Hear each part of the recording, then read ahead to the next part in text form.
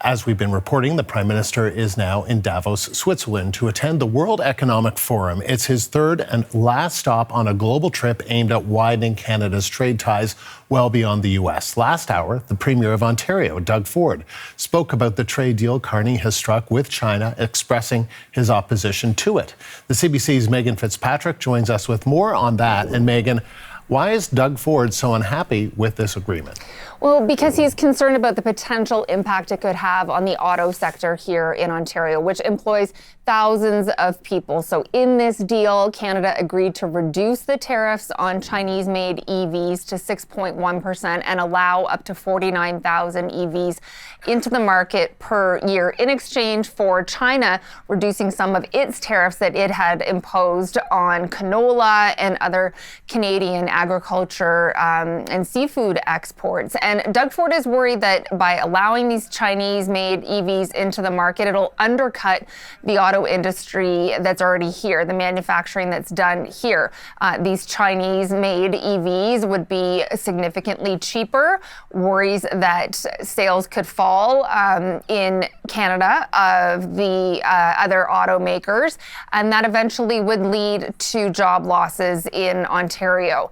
More job losses. So there already have been job losses in the auto industry, and a lot of because of the U.S. tariffs, and a lot of auto workers facing a very uncertain future in terms of some plants here in Ontario not clear what's happening with some of them.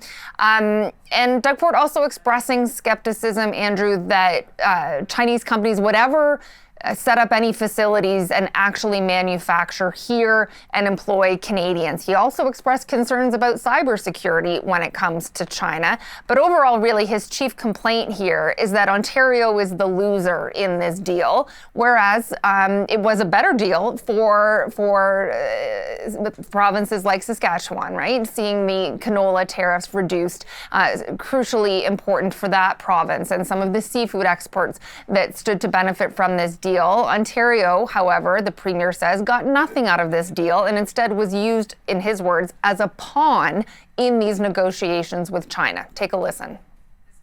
Everyone got something except Ontario.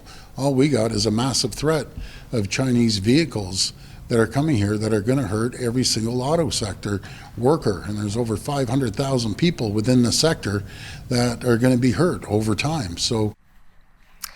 And Premier Ford is also not happy, Andrew, that he wasn't looped into these talks and given a significant heads up that Canada was going to make this move, that Prime Minister Mark Carney had made this decision. He said earlier today he found out about the deal with China, what it entailed, a few hours before it was announced publicly, and that he found it out from Dominic LeBlanc.